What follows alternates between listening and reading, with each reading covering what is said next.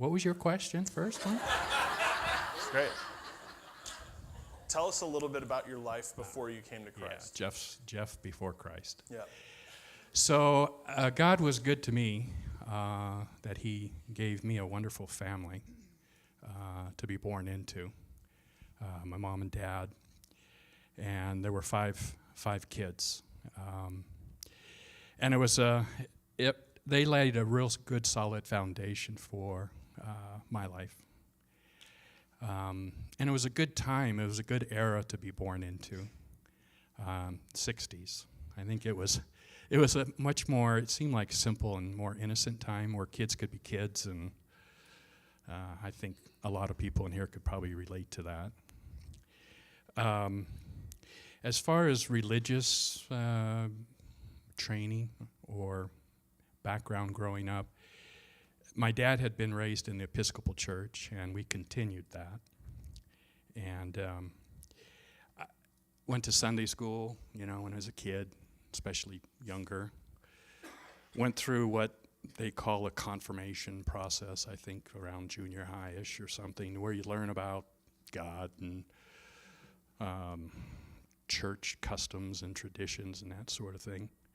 But I did not know or have a relationship with Jesus Christ growing up. That was not a central part of our family.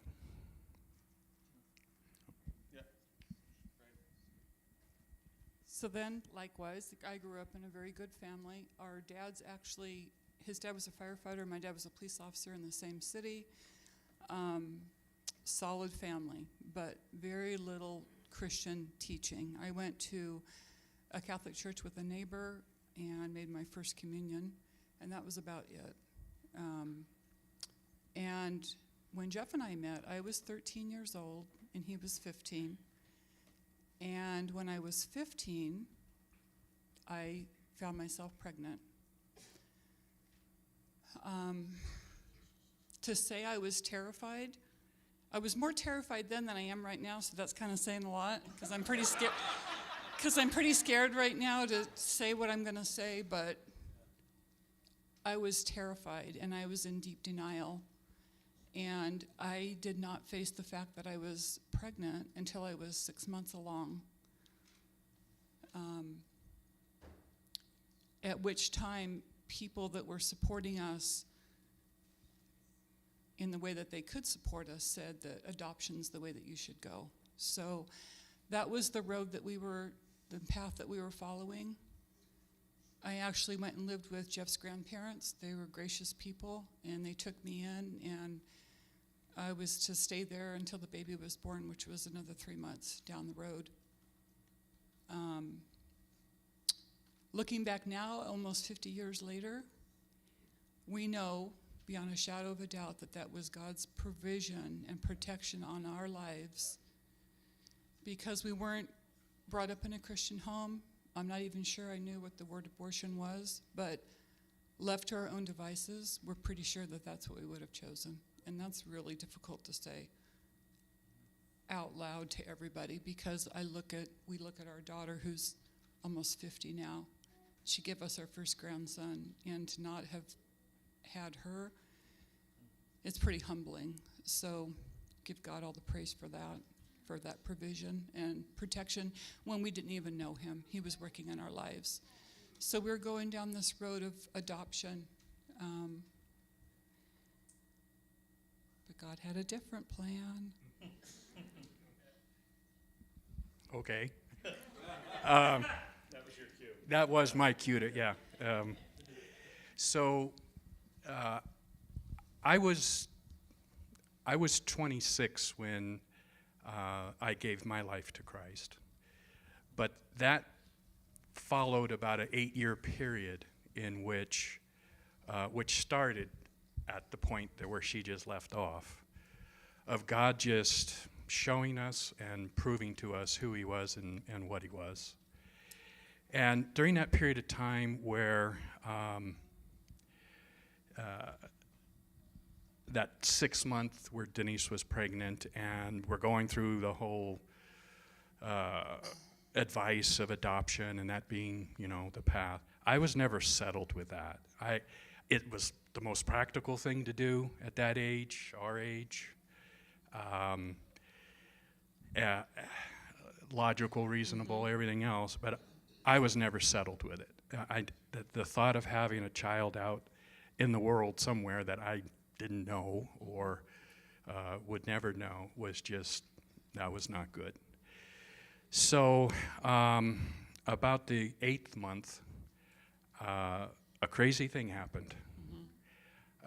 In the middle of the night, I heard a voice inside my head.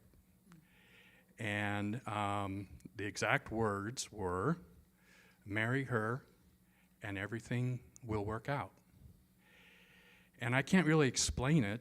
I didn't take that as a suggestion or a recommendation.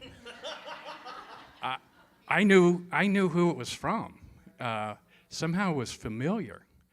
And immediately, all the doubt and concern went away, and I knew exactly what I needed to do and what I was going to do. And so the next day, I went to her parents and talked to them about that, and I asked you to marry me later that day. Is that my cue? Is that my cue? Yeah. Okay. So joyfully, I said yes because I was kind of in a fog about the whole baby situation. I didn't really understand how all that was going to play out, but I knew I didn't want to be apart from him. So I said yes joyfully, and then 6 days later, our daughter was born. So I was 15, he was 17. So this is where God has started working even before we knew him, but then continues working in our life by family and friends completely rallying around us and supporting us. We had nothing. But in the process of that, people were supporting us by loaning us a car. We got into a townhouse. We got all the baby things. One of my goals was to finish high school, so my mom actually quit work. She watched our daughter so I could go back to school. So a lot of things were happening, and we were seeking God during all of this time. And also Jeff went on his fire career path. So he joined the Air Force. We went to Great Falls, Montana. We were there for 4 years, still seeking God. We started attending church in Montana. And it was during that time that we said, we want to have another baby. Let's expand our family. So that began a 4-year journey of infertility with a lot of problems, a lot of tests, a lot of heartache. And this is the other part. God used both of our kids in very miraculous ways to bring us to the Lord. The first we told you about with Jennifer, and saving from ourselves of what the path that we would have taken. This next story is about our son. So it was discovered that I was diagnosed with cancer, and our doctor told us that. The biopsies went to a second doctor. Yes, you've got cancer. You have to come back in for a hysterectomy. We were in our early 20s. What's happening? We don't understand any of this. Went in to get prepped for surgery. And as I was being prepped, my doctor walked in, and he had just received notification from a third hospital that my biopsies were sent to, that, wait a minute, this is not cancer. It looks like it is, but it was something rare at the time, and this particular doctor at Johns Hopkins wrote the article about this tumor that I had.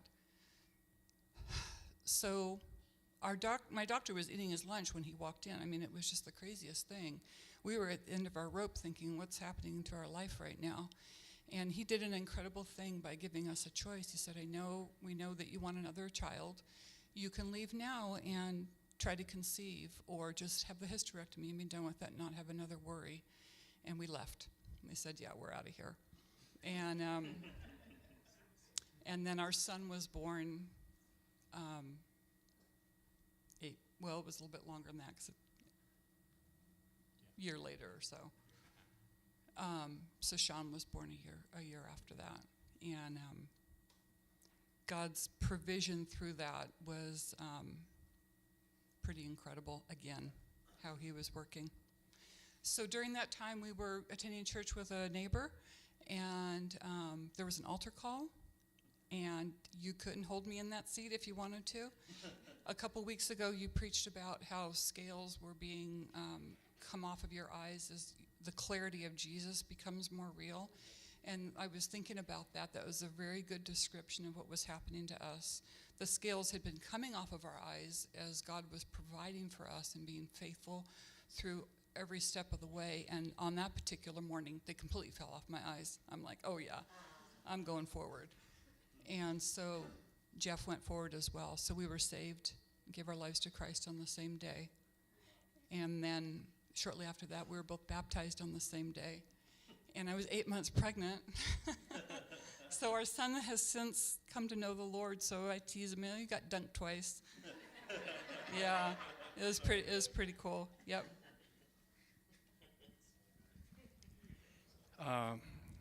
Pastor gave us 3 or 4 questions and to sort of think about as far as a structure for what we wanted to present.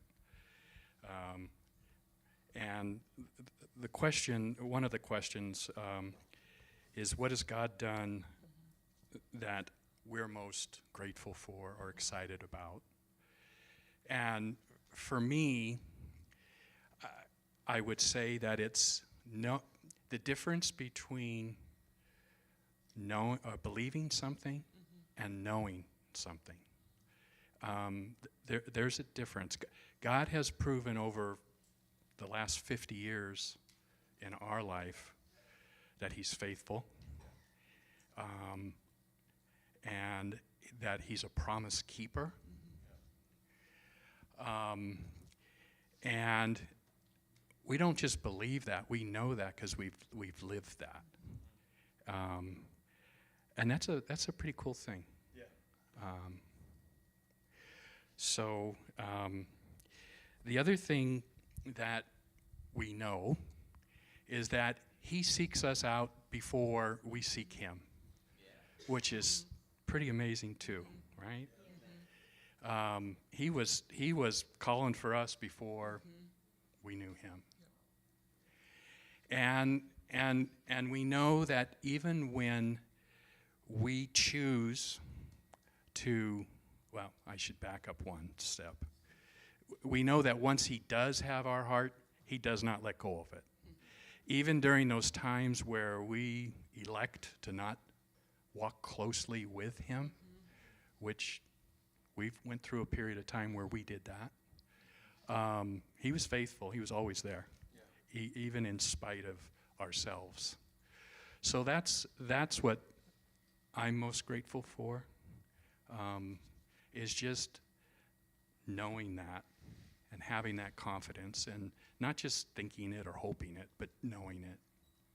So. And for me, I can't imagine my life without the Lord.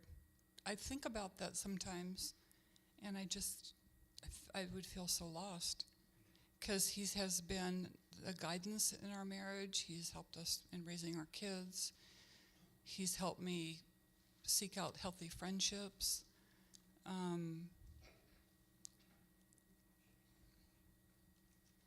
And he's also been my strength as I did have cancer. As the years went on, he was my strength.